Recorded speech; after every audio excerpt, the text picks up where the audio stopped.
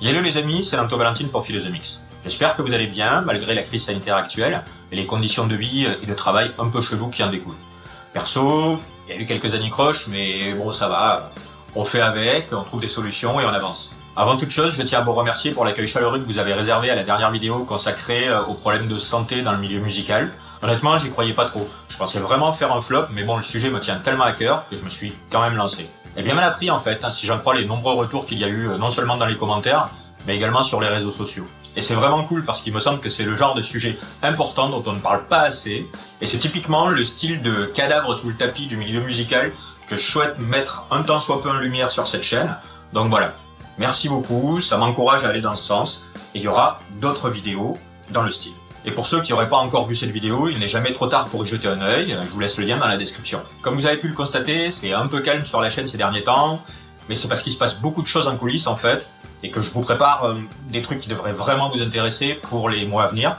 Donc du coup, je me suis dit que j'allais vous faire vite fait une petite vidéo type vlog, pour vous tenir au courant, et je vais aussi en profiter pour vous parler d'un sujet qui devrait plaire aux plus geeks d'entre vous, parce que voilà, pour vous la faire courte, comme je suis amené à pas mal bouger parfois, l'association Nonsense Records, qui permet à cette chaîne d'exister, a investi dans un rig portable avec en son cœur un MacBook Air avec les nouvelles puces Apple M1. Je sais pas si vous en avez entendu parler, ça m'étonnerait que vous soyez passé à côté parce que c'est les processeurs qui, d'après les premiers retours, annoncent sous le coude.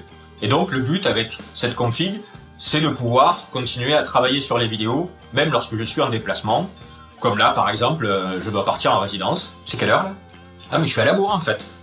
Donc, comme je vous le disais, je pars en résidence créa avec Rome Castera, qui sort son album le 7 mai prochain.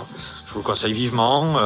Et puis d'ailleurs, il a déjà sorti un single et un clip. Je mets le lien dans la description parce que vous allez voir, c'est vachement bien. Et donc, on a la chance de pouvoir faire une résidence création dans le but de préparer les éventuels concerts pour cet été. Et donc voilà, je m'occupe du son live et des lumières. Ouais, c'est pas forcément une bonne idée cette histoire entre le masque et le son de la rue, on n'entendra rien.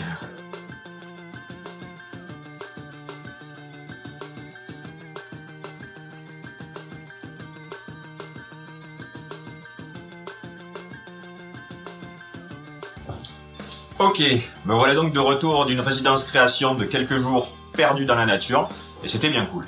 Donc, comme je vous le disais, j'ai maintenant une configuration pour pouvoir travailler en mobilité.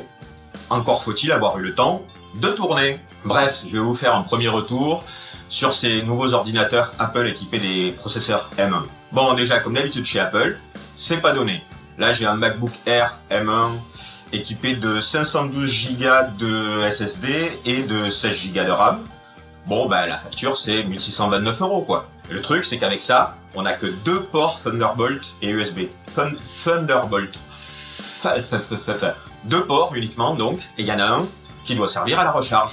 Ouais, parce que l'autre truc bien relou, c'est que sur ces ordis, il n'y a plus le port MagSafe. Donc pour ceux qui connaissent pas, dans l'univers Mac, le port MagSafe pour les ordinateurs portables, c'est un port qui permet d'alimenter et de recharger l'ordi. L'avantage, c'est que si vous vous preniez les pieds dans le fil, eh ben, ça se décrochait sans tout flinguer, sans envoyer valdinguer tout à droite à gauche.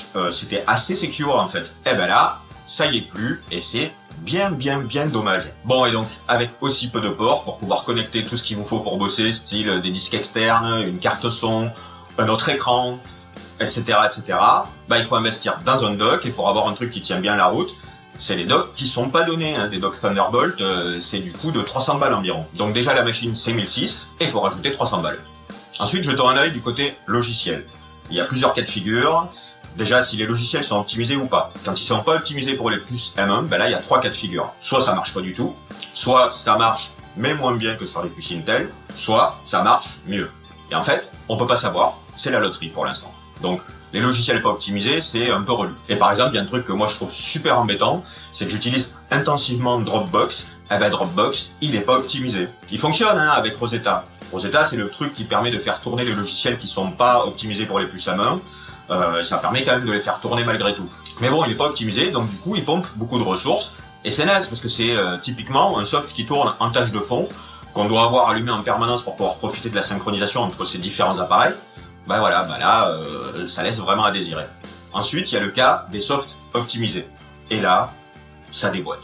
C'est assez hallucinant, vraiment, ça fonctionne du feu de Dieu, vachement mieux que les mêmes versions de logiciels sur des ordis qui sont pas équipés de puces ARM, donc les puces M1.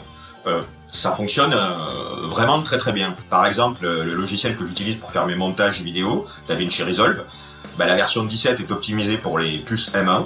Ça fonctionne du feu de Dieu. Sur un MacBook Air, ça fonctionne mieux que sur ma grosse station de travail fixe. Pour vous donner un exemple concret, j'ai un Mac Pro équipé de 32 Go de RAM avec un processeur Xeon. Bon, il a été pensé pour l'audio, et il déboîte encore en audio, hein. Pour l'instant, je suis très très bien avec. Mais par contre, pour le montage vidéo avec Resolve, c'était un peu la galère. Le King, l'opération qui consiste à séparer le sujet du fond vert, ben, je pouvais pas le faire en temps réel. Pour l'export, pour une vidéo qui fait entre 8 et 10 minutes, l'export d'une vidéo entre 8 et 10 minutes me prenait une demi-heure. Là, avec un MacBook Air M1 équipé de seulement 16 Go de RAM, le King se fait en temps réel, donc je peux bosser et voir le résultat directement, et puis l'export se fait légèrement plus vite que du temps réel. Donc, grosso modo, une vidéo de 10 minutes, quand je l'exporte, elle va mettre moins de 10 minutes à s'exporter. Ça, pour le coup, ça change un peu tout. Bon, et je vous ai dit au niveau de la connectique, c'est un peu chiche. Mais il n'empêche que pour tout ce qui fonctionne sans fil, c'est assez génial. Par exemple, en situation de mobilité, regardez sur cette photo, tout fonctionne en sans fil. Avec la fonction Sidecar, mon iPad Pro me sert de second écran. J'ai le Speed Editor qui est une surface de contrôle qui me permet de piloter DaVinci Resolve sans fil. J'ai une souris sans fil aussi. J'ai une config à 2 écrans avec tout ça, sans fil, en mobilité pour faire du montage. C'est juste énorme. Moralité, tout ça c'est hyper prometteur, mais tant que tous les logiciels ne sont pas optimisés, ben parfois c'est frustrant. Donc pour l'instant, à moins d'avoir des besoins spécifiques là, maintenant, tout de suite, comme moi, ben je dirais qu'il est urgent d'attendre. D'autant plus que de nouvelles versions ne devraient pas tarder à arriver, et donc ça devrait être des processeurs encore plus puissants. J'espère des machines avec plus de ports, et puis peut-être il y aura aussi le retour du MagSafe pour l'alimentation, ce qui serait quand même super chouette, parce que ça je comprends toujours pas pourquoi ils l'ont enlevé. Voilà, c'était un premier retour rapide sur ces nouvelles puces M1. Je n'ai pas encore eu le temps de tester pour l'audio, mais je compte bien me pencher sur la question sous peu. Si un test poussé des capacités dans le domaine de l'audio de ce type d'ordi vous intéresse, n'hésitez pas à me le dire dans les commentaires, et du coup je vous ferai une vidéo poussée sur le sujet. En attendant, si ce n'est pas déjà fait, merci de vous abonner et d'activer la petite cloche, de mettre un petit pouce en l'air si mes vidéos vous plaisent, puis de partager, parce que c'est important pour la chaîne. Merci d'avance. Sur ce, à plus. Merde. Putain. Bien ouais. Bon bah tant pis pour le tapis.